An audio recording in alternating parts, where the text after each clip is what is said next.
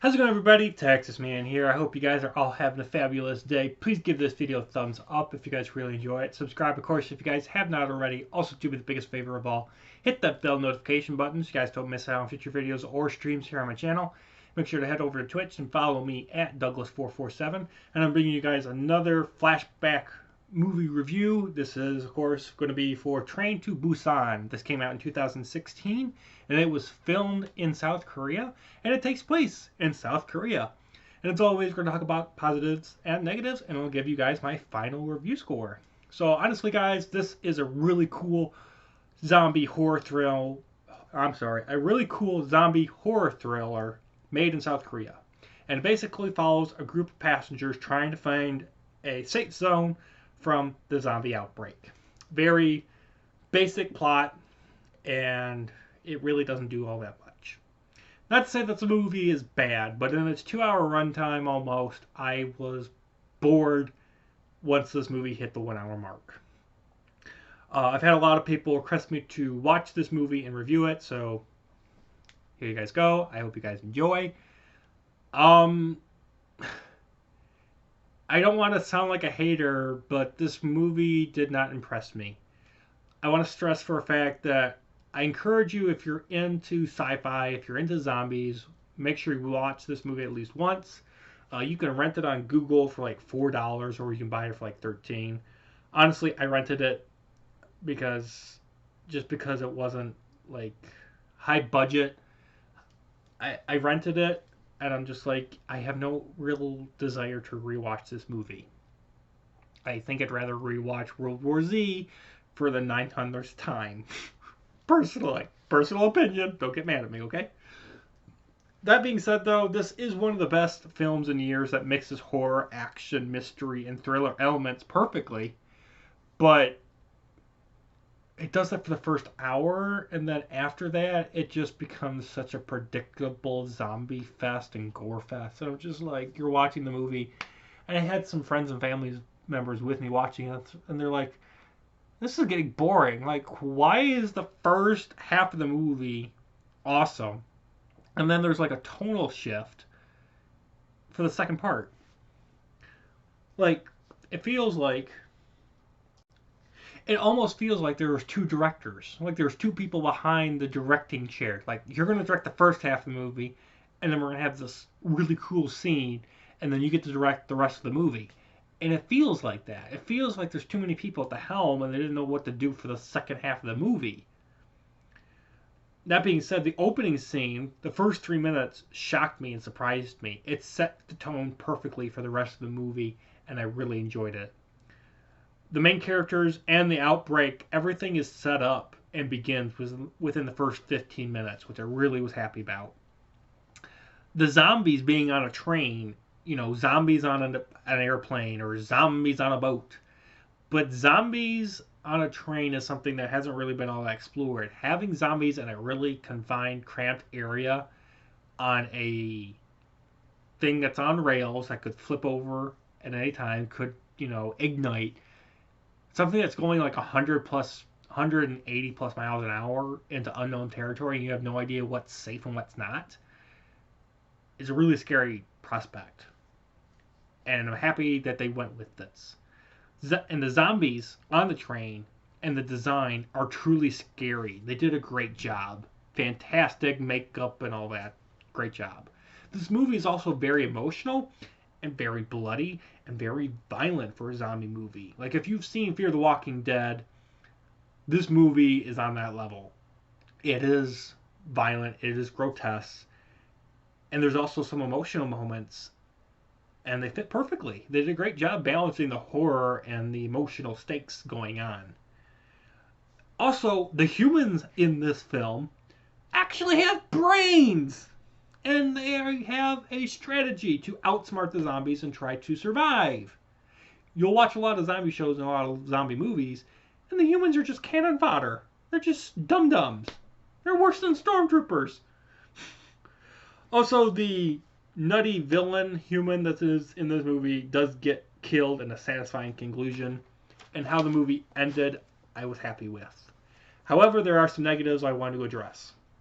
This film, first of all, requires subtitles because of the information on the screen, and all of the dialogue is in Korean. There's no translation for you to make it where you don't have to have subtitles, like you can just click it and make it for English. The entire movie is spoken, and all of the titles and whatnot, everything is in Korean. So if you're like me and you primarily speak and read English, you're going to have subtitles on for the entire movie in order to understand what characters are saying to each other. If you don't have the subtitles on, you're not going to understand what people are saying. You won't understand the emotional gravity of what's going on, and you're just going to see a bunch of characters talking to each other and running around and trying to not get killed by zombies. So keep that in mind. You're probably going to want to have to turn subtitles on. Also, there is an abundant amount of product placement, whether it be for Burger King or the Nintendo Wii. So you can understand probably where this movie got its budget from. The lack of security on the train and at the train stations is super unreal, especially for the fact that this movie is supposed to be taking place in South Korea. Like, there's no military forces checking the trains for bombs, IEDs or anything. There's no security on the train. Like, this is South Korea. You're not going to tell me they don't have at least one or two military people on the train or, guarding the train station. You're not going to tell me there's no police, there's nothing. I'm just like, that's unrealistic. It's South Korea. I mean, I get that they did it because if they had a cop or a military guy on the train, they'd have to deal with the fact that the dude has a gun. But I'm just like, it's unrealistic.